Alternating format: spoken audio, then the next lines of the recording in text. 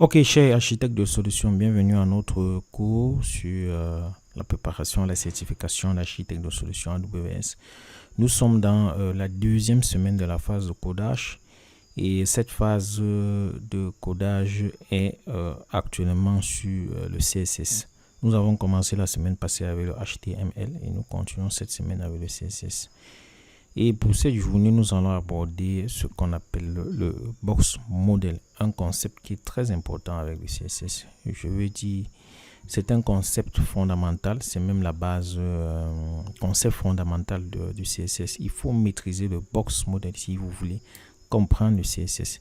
Et c'est ce qui empêche, du moins, est le talon d'Achille de nombre de développeurs qui se retrouvent avec des défaillances pour le CSS et qui, lorsqu'on fait le sondage, vous verrez qu'il y a nombre de développeurs, je vais dire, qui n'ont pas une très bonne opinion du CSS, tout simplement parce qu'il y a des concepts fondamentaux qu'ils ne maîtrisent pas pour le CSS. Le premier concept fondamental que nous avons abordé, c'était la cascade. Nous l'avons vu, la cascade est utilisée pour résoudre les conflits lorsqu'il y a deux règles CSS qui ciblent le même élément HTML. C'est clair et net qu'il faut bien évidemment décider quelle est la règle qui sera appliquée, la règle prioritaire. Et grâce à la cascade, on peut déterminer la règle prioritaire. Et si vous n'avez pas bien compris ce concept, je vous conseille de revoir la vidéo précédente avant, bien évidemment, d'aborder celle-ci qui porte sur le box model.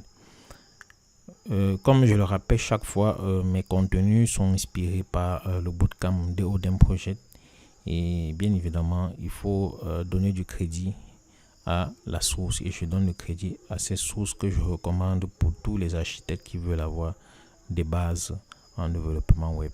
Si vous ne voulez pas suivre ma vidéo, vous pouvez aller vous inscrire sur The Odin Project et de suivre ce cursus qui est assez léger. De mon point de vue, il y a une autre ressource, un autre bootcamp gratuit en ligne que si vous faites une recherche à Google, vous verrez nombre de recommandations. Free Code Camp, qui est aussi gratuit, très intéressant, mais comme je l'ai dit dans mes précédentes vidéos, je trouve le curriculum beaucoup trop lourd pour l'ambition d'un architecte Claude. Mais si vous voulez être développeur, le curriculum est tout à fait parfait. Donc maintenant que vous comprenez la syntaxe du HTML et du CSS, nous allons bien évidemment aujourd'hui aborder les choses sérieuses avec le box model. Et cela ouvre la voie à la maîtrise de ce qu'on appelle en CSS le positionnement et la mise en page. Parce que jusqu'à hier, nous avions vu comment on pouvait changer les polices, les couleurs, mettre en gras et voilà. Mais pour le développement web pur avec du CSS, il est question de maîtriser ce qu'on appelle le positionnement et la mise en page. Parce que la majorité des sites que vous allez rencontrer en ligne n'ont pas une présentation en empilage. Comment je peux dire, c'est une présentation comme notre site que nous venons de voir où vous avez un titre suivi d'un paragraphe. Il n'y a pas, c'est très rare aujourd'hui de trouver des sites avec une telle présentation.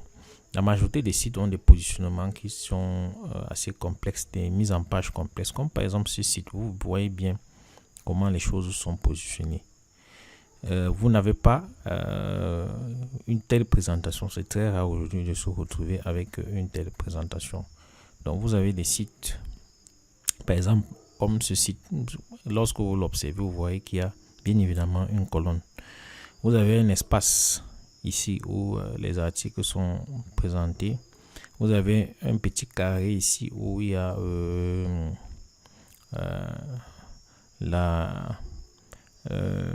l'espace où vous pouvez vous abonner à la lettre d'information.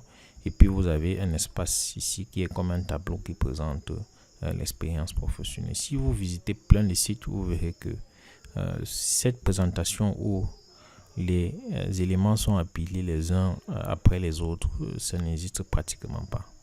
Bon, alors on va commencer ce volet avec bien évidemment le box model CSS. Alors l'objectif de la vidéo est tout simplement de vous présenter comment ce que c'est que le box model Et puis, nous allons aborder les balises liées au box model. 3 balises qu'on appelle margin, padding et border. Donc, ce sont ces 3 balises qui résument ce que nous allons présenter avec le box model.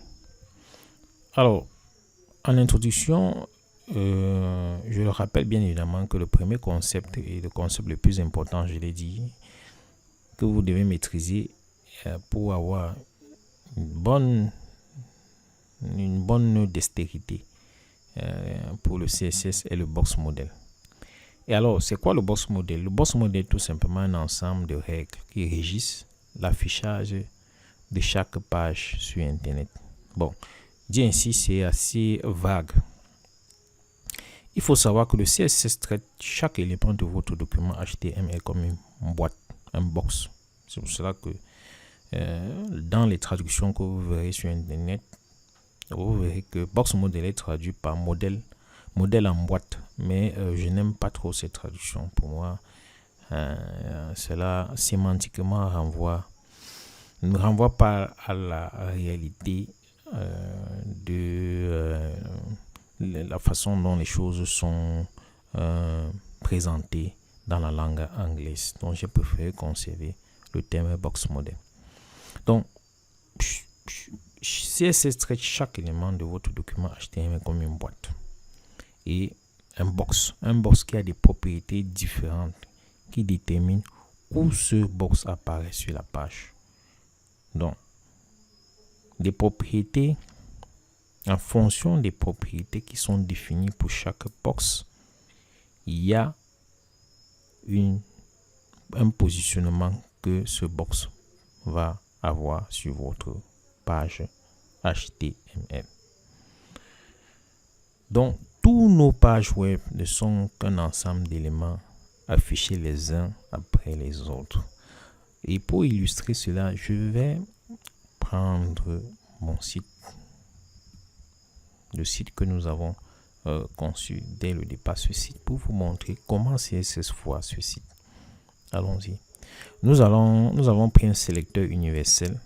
Nous avons défini ce qu'on appelle une bordure avec comme valeur de la propriété border, qui veut dire bordure, 2 pixels. 2 pixels, c'est la taille du trait. Nous avons défini solide, donc le trait doit être renfermé, et puis nous avons défini une couleur bleu-violet. On va aller dans notre fichier CSS, appeler style CSS, et puis on va définir ce sélecteur universel, et vous allez voir comment le CSS voit la page. Je vais actualiser. Qu'est-ce que vous observez? Vous observez qu'il y a des rectangles qui entourent chaque élément, et c'est comme ça que le CSS voit votre page. Vous voyez bien le titre, il y a un rectangle. La première phrase est un rectangle, même la photo est un rectangle, tous les éléments. Voilà comment le CSS voit votre page web. Et chaque rectangle que vous voyez, c'est cela qu'on appelle un box. Chaque box a des propriétés bien définies. Et ce sont ces propriétés qui définissent comment les choses sont présentées, comme vous les voyez là. S'ils sont empilés les uns après les autres, il y a les propriétés par défaut qui existent et qui permettent cet affichage par défaut. Comme vous le voyez, empilés les uns après les autres. Voilà comment le CSS voit cela. Et c'est cela que j'ai bien évidemment illustré. Donc, on peut voir les rectangles qui encadrent les éléments HTML. C'est cela un box. Le box modèle est notre boîte à outils pour personnaliser ce schéma de disposition ou mise en page par défaut. Donc, par défaut, voilà comment les choses se présentent. Chaque box est empilé les uns après les autres. Grâce au box modèle, vous pouvez personnaliser, changer la façon dont les choses sont affichées. Voilà.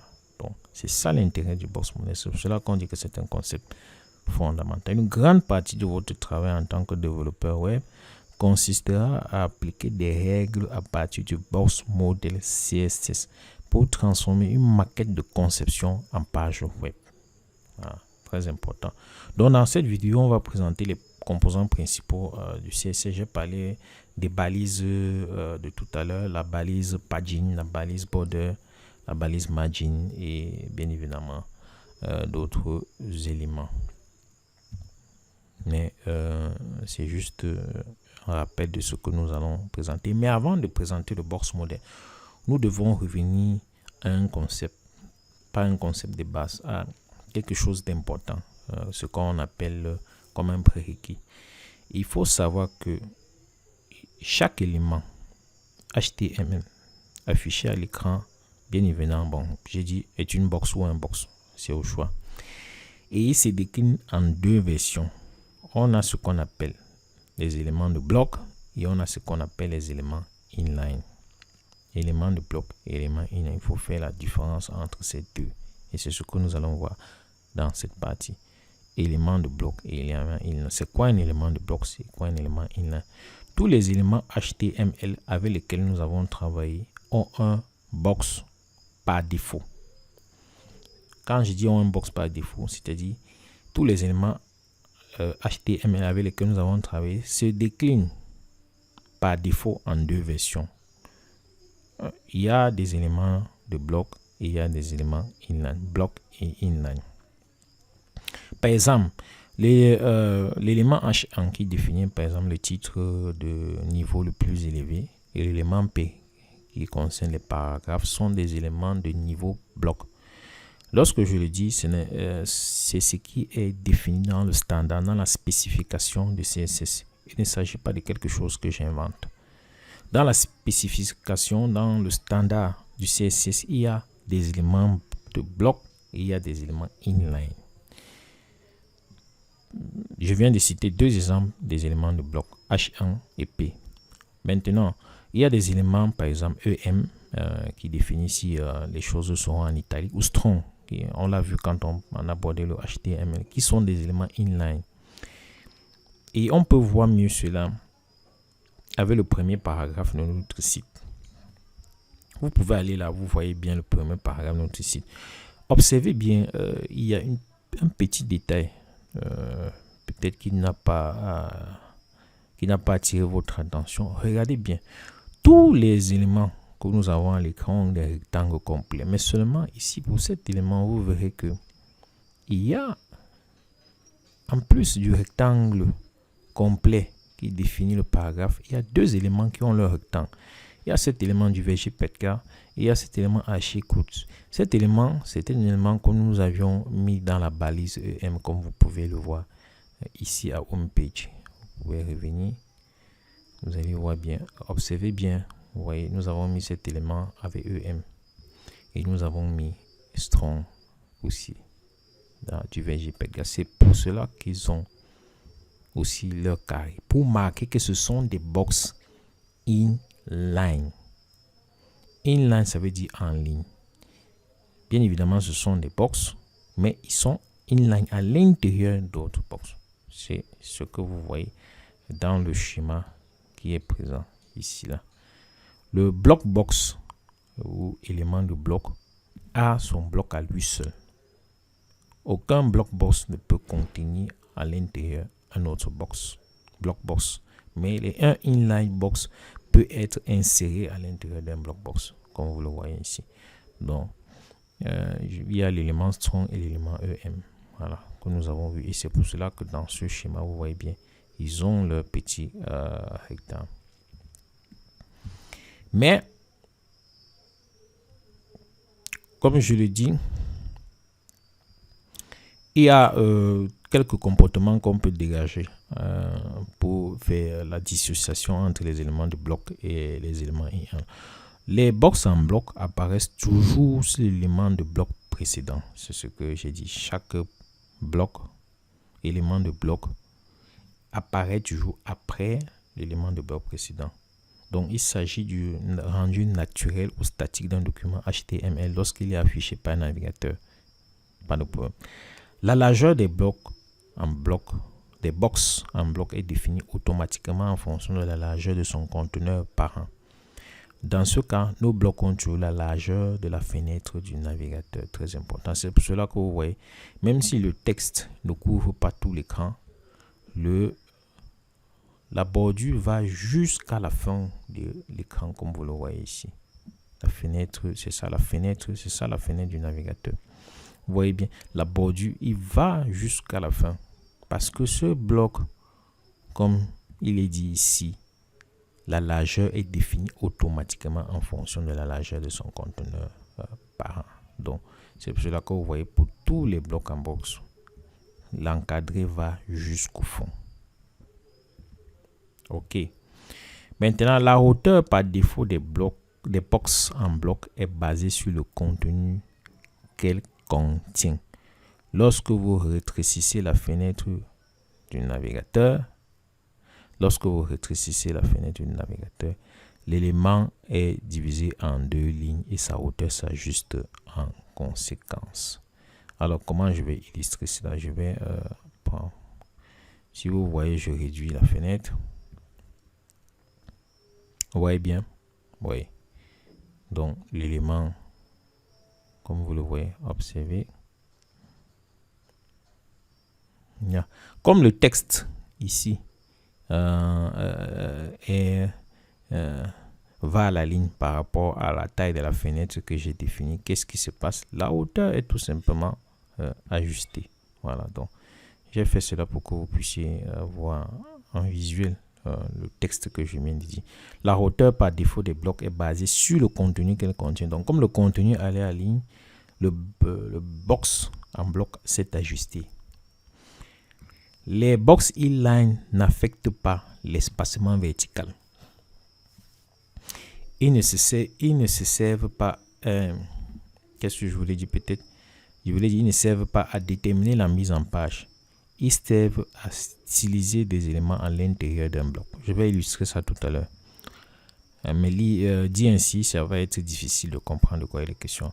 La largeur des blocs inline est basée sur le contenu qu'elle contient et non sur la largeur de l'élément parent. Très important. Donc, la largeur des blocs inline est basée sur le contenu qu'elle contient et non sur la largeur de l'élément parent. Donc, si j'augmente le texte ici, bien évidemment, la largeur, disons que je mets du berger Claude. Je vais aller ici, vous allez voir de quoi il est question. Je vais mettre du berger Claude. J'enregistre. Si j'actualise, vous allez comprendre ce que j'ai dit ici. La largeur des box est basée sur le contenu. Comme le contenu a été ajouté, bien évidemment, la largeur du box va être mise à jour. Vous voyez bien que l'espace est ajusté au contenu que j'ai ajouté. Donc, la largeur des box inline est basée sur le contenu qu'elle contient. Il y a aussi un autre point ici que je vais illustrer. Les box inline n'affectent pas l'espacement vertical. Donc, nous allons voir cela. Pour illustrer cela, je vais, du moins pour mettre cela en perspective, je vais supprimer le sélecteur universel et ajouter plutôt cet élément que vous allez voir. On y va. Je supprime le sélecteur universel.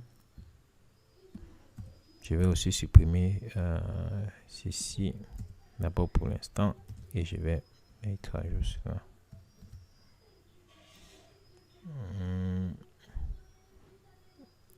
J'ai mis le background.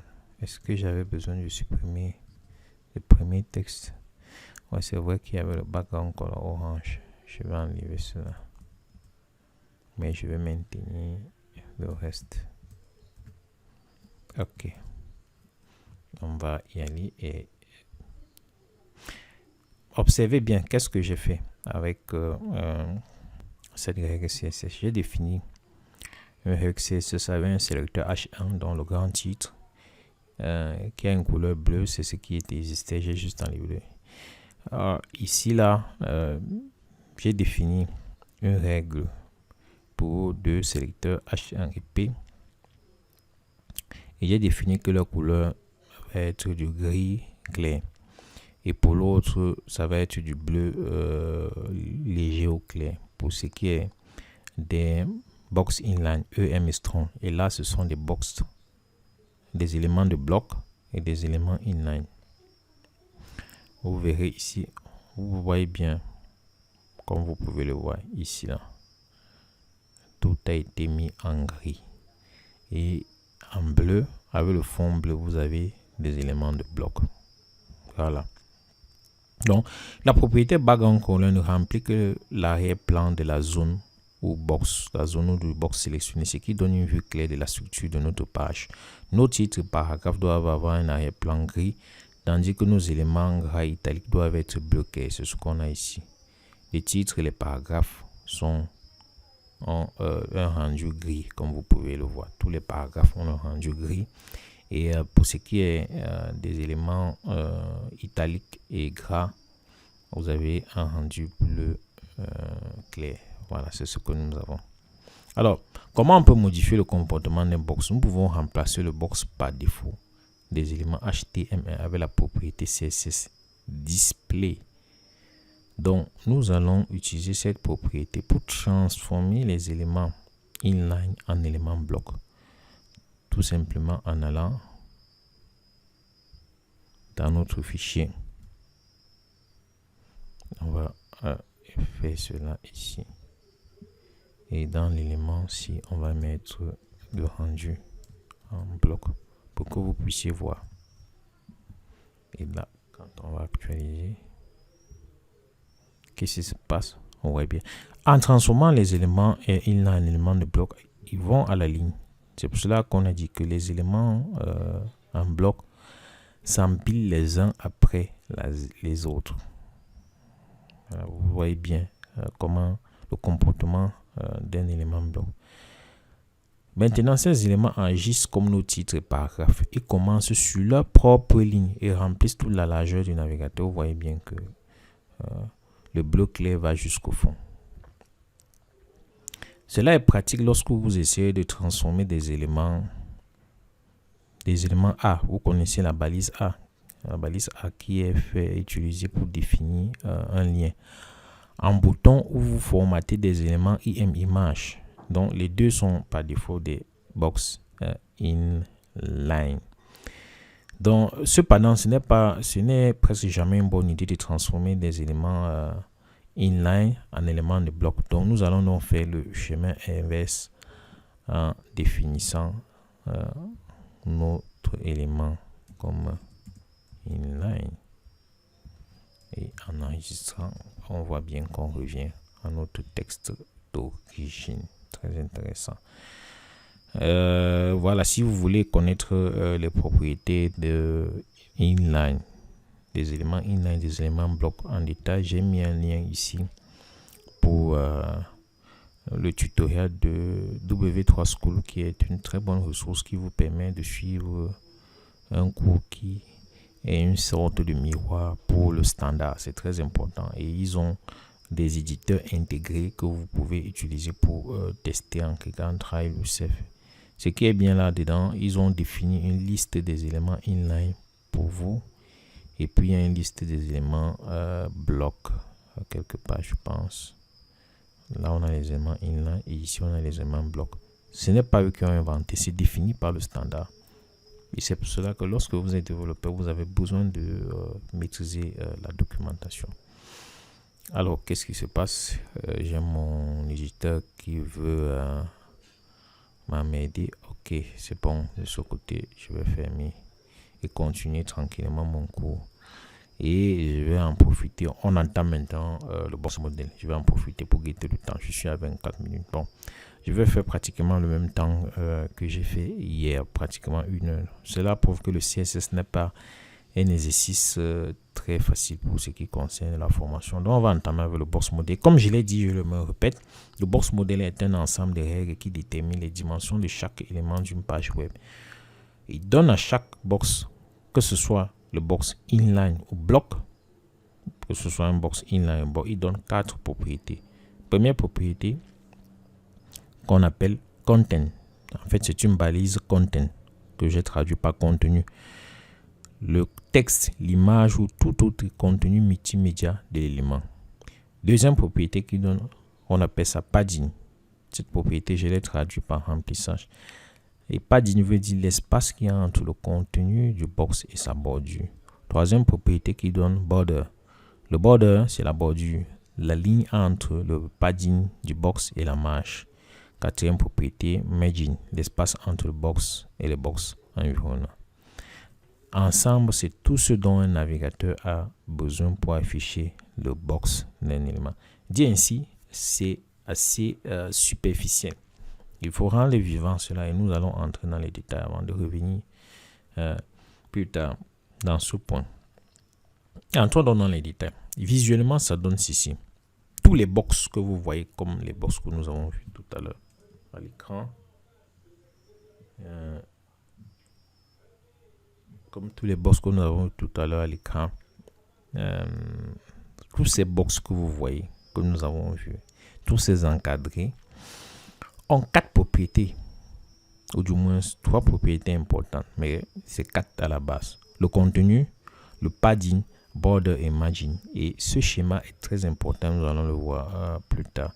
Le contenu est ce que vous créez dans un document HTML. Par exemple, lorsque j'ai, par exemple, ce box-ci H1, le contenu c'est ceci. C'est ceci, ce texte ici, du VG Petka, architecte ou développeur. Voilà le contenu. Maintenant, il y a d'autres éléments peut-être que vous ne voyez pas qu'on appelle padding. Le padding, qu'est-ce que je vais faire pour essayer d'illustrer le padding? Je vais aller là, je vais définir la propriété bordure de pixels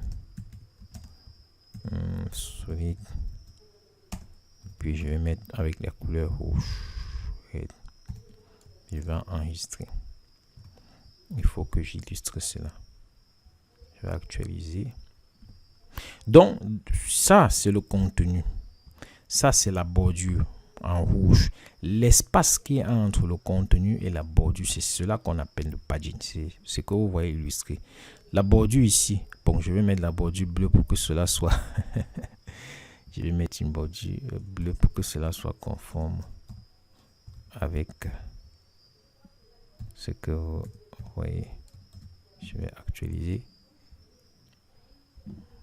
ici. Voilà. Donc, vous voyez le bleu ici, c'est cela ici. Le border, c'est ça. L'espace qui est entre la bordure et le contenu, c'est cela qu'on appelle le padding ici. C'était cet espace-là. Non, je vais revenir au head parce que il faut pas que ça crée la confusion. Comme le texte est déjà en bleu, je vais revenir au head pour que le contraste soit plus clair. Voilà. Donc, l'espace qui est entre le texte et la bordure, c'est cela qu'on appelle padding. Vous voyez bien cet espace-ci. C'est ça qu'on appelle padding. L'espace qui est en hauteur entre D et la bordure, c'est ça le padding. Et la bordure. Maintenant, vous avez ce qu'on appelle le margin. Le margin, c'est l'espace qui est entre ce bloc et l'autre bloc, entre les différents éléments de bloc. Donc, c'est cela qui est illustré à travers ce schéma ici que vous voyez. On y va. On commence par le premier élément. Le premier élément, c'est le padding. Et le padding, comme vous l'avez défini à travers ce que je viens de présenter, définit le remplissage de l'élément sélectionné. Donc, prenons le cas de l'élément H1. Je vais définir le padding pour que vous puissiez voir de quoi il est question. Je mets padding. J'enregistre. Vous allez voir ce qui se passe. Quand je vous dis que le padding, c'est l'espace qu'il y a entre le contenu HTML, le contenu du texte, c'est-à-dire le texte et la bordure. Observez ce qui se passe avec padding. Si je mets padding, qu'est-ce qui se passe? Vous voyez bien. À partir du moment où je mets padding, l'espace qu'il y a entre le texte et la bordure s'allonge. Vous verrez là, et là. Cet espace-ci. Cet espace-ci, c'est 50 pixels, 50 pixels, 50 pixels. Et puis, il y a un autre padding ici de 50 pixels. Mais comme le texte ne va pas jusqu'au bout, vous avez l'impression que c'est très large. C'est pareil ici. C'est pour cela que vous verrez, là, il y a comme un alignement ici. Parce que c'est 50 pixels là-bas, 50, 50. C'est pareil pour tous les éléments qui ont été sélectionnés. Vous voyez bien. Voilà. Je pense que sur ce côté, on est quitte. Donc, le padding, c'est le remplissage, l'espace qu'il y a entre l'autre contenu et la bordure. Donc, vous voyez bien, remarquez comment la couleur d'arrière-plan s'étend pour couvrir cet espace. C'est toujours le cas pour le remplissage, car il se trouve à l'intérieur de la bordure. Et tout ce qui se trouve à l'intérieur de la bordure a un arrière-plan très important. Il y a un autre élément que vous devez comprendre, c'est que ce que nous avons mis ici a défini l'espacement qu'on a là pour les 4 points, que ce soit en haut, en bas, à gauche ou à droite. Mais il peut arriver que vous vouliez personnaliser cela. C'est-à-dire, vous vouliez qu'il n'y ait pas la même hauteur, que ce soit en haut, en bas, à gauche ou à droite. Le CSS vous offre cette possibilité-ci. Prenons un exemple ici, avec ce point-ci. Nous allons définir visuellement une différence pour ce qui est des paragraphes. Les paragraphes, par exemple, il y a une propriété pas dit top pour définir l'espacement pour le haut, pas dit bottom pour définir l'espacement vers le bas, pas dit left pour définir l'espacement pour la gauche et pas dit right pour définir l'espacement pour la droite. Donc prenons un exemple où pour le haut, le bas on a 20 pixels et pour la gauche et la droite 10 pixels. Et qu'est-ce qu'on obtient visuellement si je pars? Je vais enlever ceci parce que c'est pour le paragraphe uniquement que je vais définir. Ok, j'enregistre. Qu'est-ce que j'aurai visuellement? Bon, ça ne donne pas parce que je n'ai pas. Mais il y a des propriétés que je n'ai pas définies pour. C'est pour cela que ça dérange. C'est des choses qui arrivent. Je vais actualiser. Et puis. Je peux bien recouper les deux, c'est-à-dire faire comme ça là. Puis je fais P pour éviter de surcharger mon CSS. Et là, il définit des propriétés spécifiques pour chaque élément. On l'a vu dans le cours précédent, si vous vous rappelez bien. J'espère que vous n'avez pas oublié ce volet-là. Voilà, ça revient toujours au même. Je vais actualiser. Donc, comme vous pouvez voir, on a défini 20 pixels pour le haut, pour le bas, et à gauche, on a défini 10 pixels. C'est pour ça que vous voyez, cet espace est très réduit pour ce qui concerne les paragraphes. Donc, vous pouvez faire des ajustements de dimension pour ce cas-là. C'est ce qui est expliqué ici. L'ajustement vertical, c'est là, et puis à l'ajustement horizontal. Donc, il faut savoir que vous pouvez aussi, je vais continuer, vous pouvez aussi, à travers le schéma que je viens de présenter ici, définir, qu'est-ce que j'ai fait? Oh, ok. Vous pouvez utiliser n'importe quelle unité pour le remplissage d'un élément, pas seulement des pixels. On va voir cela plus tard dans les prochaines vidéos. Nous allons aborder la question des unités dans le CSS. Et autre chose, taper toutes ces priorités peut être fastidieux. Donc le CSS fournit une forme alternative abrégée de la propriété padding qui vous permet de définir le remplissage haut, bas, gauche, droite avec une seule ligne CSS. Lorsque vous fournissez deux valeurs à la propriété padding, celle-ci est interprétée comme les valeurs de remplissage vertical et horizontal. Donc, il peut arriver au lieu de taper 4 lignes, de taper une seule ligne. Et maintenant, en fonction de la valeur de la propriété que vous allez mettre en premier, c'est ça qui va définir si c'est au bas, au gauche, droite. La première valeur que vous mettez, c'est la valeur pour l'axe vertical. Et la deuxième valeur de la propriété que vous mettez, c'est la valeur pour l'axe horizontal, comme on vient de le dire comme les choses sont présentées à travers ce schéma. Donc, si par exemple, je définis les choses ainsi, padding 20 pixels, 10 pixels. Les 20 pixels ici concernent l'axe vertical et les 10 pixels concernent l'axe horizontal. Donc, tout ce que nous avons tapé ici, ça peut se résumer. Tout cela, tout ce que nous avons tapé, on peut l'effacer, ça peut se résumer avec cette syntaxe. Cela veut tout simplement dire que ceci concerne l'axe vertical, c'est-à-dire haut et bas, et ceci concerne l'axe horizontal, donc gauche et droite. Donc si j'enregistre, vous allez voir que mon fichier va être pareil. Voilà. Donc en actualisant, on a la même présentation. Alternativement, si vous fournissez 4 valeurs, vous pouvez définir individuellement le remplissage pour chaque côté d'un élément. Les valeurs sont interprétées dans le sens horaire, en commençant par le haut, c'est-à-dire comme cela est spécifié. Si vous définissez les choses comme cela, vous aurez la première valeur concerne le haut, la deuxième valeur concerne la droite, la troisième valeur concerne le bas et la quatrième la gauche. C'est pour cela qu'on dit que c'est dans le sens horaire. Le haut, la droite, le bas et la gauche. Bon, je ne vais pas mettre cela pour ce cas. Mais bon, ici vous avez le haut, la droite, le bas et la gauche. Donc, je vais mettre cela pour que vous puissiez rapidement. Oh.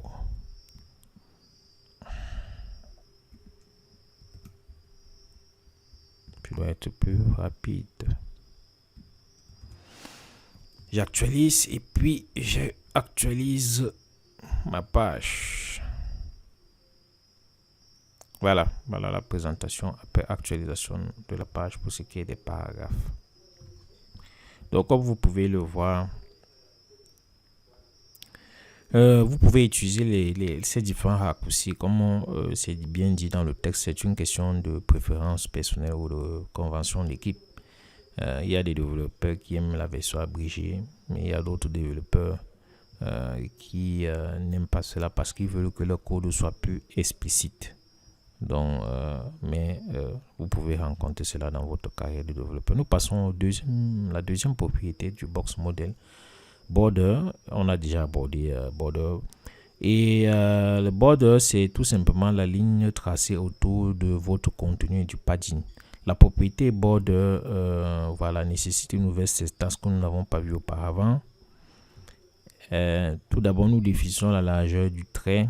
C'est ce qu'on a fait ici dans notre vidéo en définissant 2 pixels qui est la largeur du trait. Ensuite, nous définissons le style. Le style, c'est cela que nous avons défini ici en définition solide, qui veut dire le style du trait, parce que vous pouvez avoir des traits pleins, comme vous pouvez avoir des traits en trait d'union.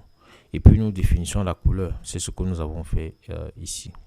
Donc, c'est une propriété que j'ai déjà bien évidemment illustrée. Voilà comment les choses sont présentées. Border, vous avez la taille du trait, vous avez le style du trait et puis vous avez la couleur. Voilà. Vous pouvez avoir un trait en point ou un trait en tiret. Donc, voilà un exemple qui est illustré pour ce qui concerne padding. Nous avons déjà H1, je vais dire, nous avons déjà fait un exemple dans ce sens. Je ne vais pas y revenir. Et le fait de dessiner, bon, il peut arriver que de la même façon que nous avons abordé la personnalisation pour ce qui concerne le padding, vous pouvez aussi faire une personnalisation pour ce qui concerne notre trait, notre border, la même chose. Top, c'est le haut, bottom, c'est le bas, left, c'est la gauche, et droite, c'est la right, c'est la droite. Donc, si je voulais juste pour ce qui est notre titre H1, définir juste un trait pour le bas, il suffit juste que je vais et sur le de border, je mets border, je mets trait du nom bottom. Oh, Mon Dieu, c'est grave. Border bottom, j'enregistre. Bon, j'ai défini cela à la fois pour... Qu'est-ce que vous observez? Voilà. Bon. Les choses ont été définies à la fois pour les deux sélecteurs. J'ai fait les deux sélecteurs HP.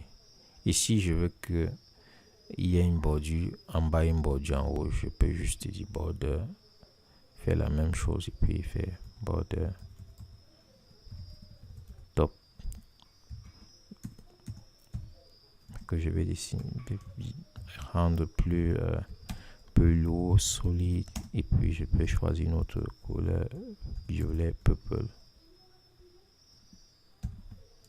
J'enregistre. Si j'actualise, vous voyez bien qu'il y a une bordure supérieure qui a été définie. Donc les bordures sont des éléments de conception courants, mais elles sont également précieuses pour le débogage. On va aborder cela dans la prochaine vidéo lorsqu'on abordera les thèmes périphériques au border box. Vous savez que le box model, cette vidéo, c'est juste la première partie. Donc nous allons revenir donc à notre présentation principale en enlevant cela. C'était juste pour vous illustrer les mécanismes de personnalisation de la bordure. Et puis nous allons actualiser. Ok. Donc si vous voulez d'autres informations, vous pouvez aller sur le site de Mozilla MDN qui a une solide référence pour ce qui concerne les bordures. Nous allons entamer maintenant les marges, les margins. Les marges définissent l'espace en dehors de la bordure d'un élément, ou plutôt l'espace entre un box et ses box environnants. Parce que comme plusieurs box se superposent, comme on l'a vu lorsqu'on illustrait le box modèle, comme plusieurs box se superposent, vous avez la possibilité de définir l'espace qui est entre un box et le box suivant. Et c'est ce à quoi c'est margin. Donc nous allons prendre un exemple pour les paragraphes. Entre les paragraphes, par exemple, nous allons définir une marge pour le bas à la suite de chaque paragraphe, une marge de 50 pixels. Observez bien comment notre site se présente. Vous voyez. Après chaque élément, vous verrez que l'espace entre ceci et les autres box, entre le paragraphe et l'image sera agrandi. Entre ce paragraphe et la liste sera agrandie, ainsi de suite. Allons dans notre paragraphe. On va inclure cette image. On actualise ici. J'actualise ici. Qu'est-ce que vous voyez bien? L'espace a été agrandi entre le paragraphe et les autres éléments. Donc, vous voyez, comme vous le voyez là. Vous voyez bien l'espace qui est ici. Donc, c'est très important. Ok. Donc, j'ai juste défini marge bottom, donc c'est la marge de bas.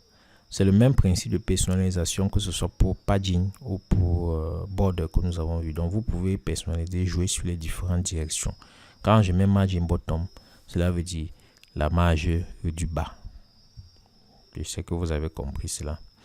Les marges et le remplissage et padding peuvent accomplir la même chose dans de nombreuses situations, ce qui rend difficile de déterminer lequel est le bon choix. Les raisons les plus courantes pour lesquelles vous choisissez l'un plutôt que l'autre sont celles-ci. Le remplissage d'un box a un arrière-plan. On l'a vu, le padding garde l'arrière-plan. Tandis que les marges sont toujours transparentes. Dans les marges, il n'y a pas d'arrière-plan. Le remplissage est inclus dans la zone de clic d'un élément, ce qui est tout à fait normal. Lorsque, voilà, même si c'est inclus dans la zone de clic d'un élément. Contrairement aux marges, les marges se réduisent verticalement. Contrairement au remplissage. On va en parler, peut-être pas dans la section suivante, mais dans la vidéo suivante. Donc, si aucune de ces raisons ne vous aide à décider d'utiliser padding ou margin, alors ne vous inquiétez pas, choisissez juste une et avec le CSS, il y a plusieurs façons de résoudre un problème. C'était juste pour attirer votre élément.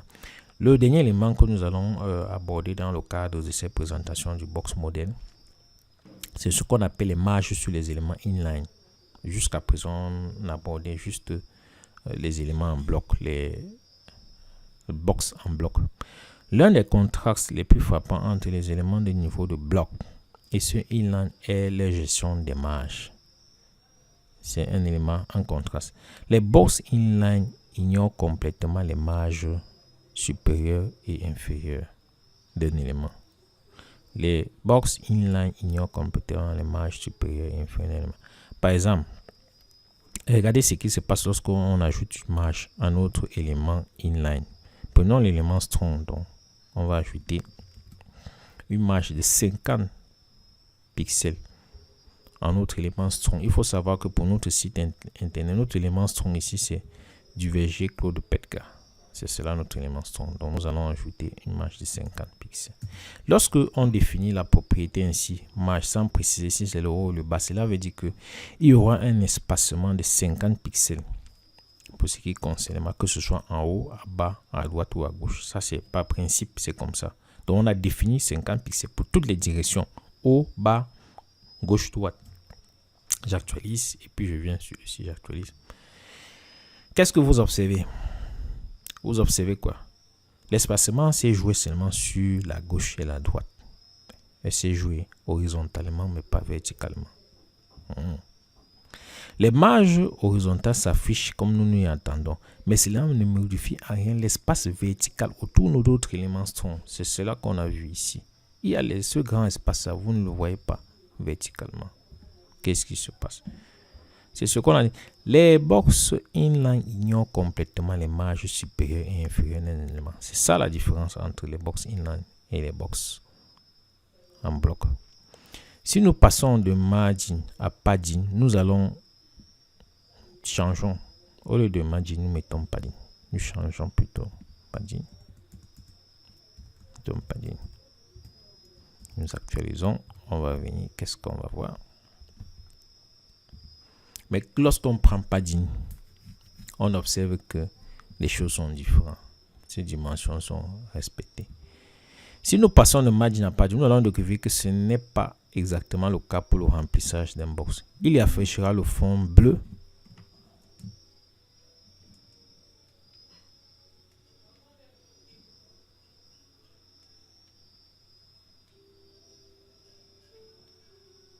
J'ai un petit souci avec ma connexion. Je vais essayer de voir ce qui se passe. Ce sont les aléas du direct, mais je vais continuer mon enregistrement et voir quel a été le problème. Malheureusement, ce sont les aléas. Ok, on va continuer l'enregistrement. Ce sont les aléas en attendant que je puisse régler mon problème de connexion.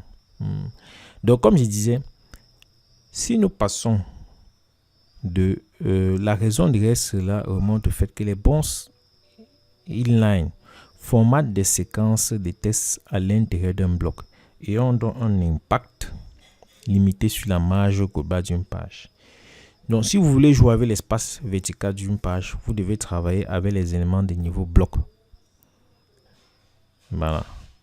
Donc, voilà ce que on pouvait dire pour la différence entre les éléments inline et les éléments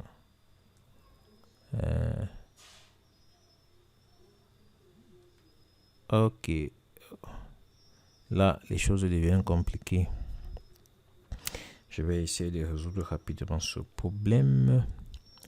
Vous allez patienter. Donc, comme je disais, les éléments, lorsqu'on passe de margin à padding, pour ce qui concerne les éléments inline, vous voyez bien qu'il y a le respect, que ce soit au niveau horizontal ou vertical, de l'espace qui a été défini dans notre code CSS de 50 pixels. Donc, je vais revenir à mon box Wi-Fi pour essayer de mettre la connexion. Ce n'est pas chose facile. Vous voyez bien que tenir le rythme en ce qui concerne ce projet que j'ai défini, voilà, les choses sont revenues. Je vais actualiser. Si ça ne revenait pas, j'aurais été obligé d'ouvrir une autre application pour continuer ma présentation. Il y a des choses qui arrivent et justement ça arrive au moment où j'étais presque à la fin. On revient à la vidéo de départ. Ah, c'est magnifique. Nos amis de Gamma ont pu arriver à... Mais là, je ne suis pas en mode présentation. Oui, je suis toujours en mode présentation. Je vais essayer de voir. Oh. C'est pas possible. Ok. Ça, c'est un clair. Je suis allé m'imbriquer dans quoi comme ça. Je vais essayer d'actualiser pour... Donc, comme je le disais tantôt, il faut avoir une bonne compréhension du modèle. Je vais cliquer à présentation pour revenir. Il faut avoir une bonne compréhension du box model. Ce n'est pas seulement à travers ce cours que vous devez tirer toutes les informations. Allez sur Internet, faites de la recherche. Si vous maîtrisez ce box model, vous n'aurez aucun problème pour ce qui concerne. Donc, j'étais dans les marges sur les éléments inline. Donc, on a abordé les marges sur les éléments inline. Voilà. Pour conclure cette partie, je dirais tout juste que nous avons fini avec la première partie de notre présentation du box model. L'essentiel a été présenté. Ce que vous devez retenir, retenez bien les 3 propriétés que j'ai présentées pour pouvoir jouer sur le box model des éléments de bloc comme des éléments inline. J'ai présenté la propriété padding, j'ai présenté la propriété border et puis j'ai présenté la propriété margin. Ils sont utilisés puisque le CSS, comme on l'a vu, lorsqu'il regarde votre page, il ne voit que des blocs, des box, je veux dire, il ne voit que des box et vous pouvez jouer avec ces box pour modifier la disposition ou la présentation d'une page. Et lorsque vous allez sur Internet, vous observez bien, les pages ne se présentent pas les unes avec les dispositions des éléments sur les pages sont très complexes. Et comprendre ce concept de box model est très important pour vous. Donc, comme je l'ai dit, vous pouvez aller sur Internet, faire une recherche, que ce soit à Google. Si vous êtes un apprenant visuel, vous pouvez aller à YouTube. Vous tapez juste dans la barre de recherche box model ou modèle en boîte si vous voulez des contenus en français. Vous lisez. Il faut relire et relire pour que ces concepts puissent être bien inscrits en marbre dans votre tête. Le box model est un modèle très important. Bon, pour la prochaine vidéo, nous allons continuer avec le box model, mais on va juste présenter des thèmes ou des thèmes, ce que j'appelle thèmes périphériques qui sont liés au box model. Et puis dans la même vidéo, je peux ajouter à la fin de cette présentation certains points que nous avons survolés comme les unités avec le CSS et peut-être la couleur ou la police si le temps le permet. Donc voilà tout ce que je peux dire sur le box model comme essentiel. Donc la vidéo prochaine sera une sorte de photo où on va essayer de revenir sur des points que nous avons peut-être survolés au départ en début de semaine. Donc ce que vous devez retenir pour cette vidéo est que chaque élément affiché à l'écran est une box et les box se déclinent en 2 versions. On a les box en bloc, on a les box inline. Tous les éléments avec lesquels nous avons travaillé depuis le début de cette phase de codage sont considérés comme des box par le CSS. Le box model que j'ai présenté dans cette vidéo, c'est tout simplement un ensemble de règles qui déterminent les dimensions de chaque élément d'une page web. C'est ce que nous avons vu. Nous avons commencé avec un modèle simple et en modifiant, vous voyez que la présentation est tout à fait différente de ce que nous avions au départ. Les composants principaux du box model CSS sont le remplissage, ce qu'on appelle padding, la balise padding, les bordures qui renvoient à la balise border, les marges qui renvoient à la balise margin. Et c'est grâce à ces propriétés qu'on peut définir le comportement individuel des box. Comme vous avez vu, nous avons défini un comportement individuel pour ce box qui est différent du comportement individuel de ce box. C'est très important. Donc, dans la prochaine vidéo, nous allons aborder, comme je l'ai dit, des thèmes périphériques liés au box model. J'ai nommé la vidéo box model deuxième partie, mais en plus des thèmes périphériques au box model, nous allons survoler certains thèmes qui peuvent prêter à confusion, comme les unités de mesure. J'ai parlé des pixels. Lorsqu'on définit les unités, on a dit 20 pixels, 10 pixels. Et puis nous allons aborder aussi les couleurs et bien évidemment, si le temps le permet, les polices en ce qui concerne le CSS. On se retrouve demain pour la suite de notre présentation des bases du CSS.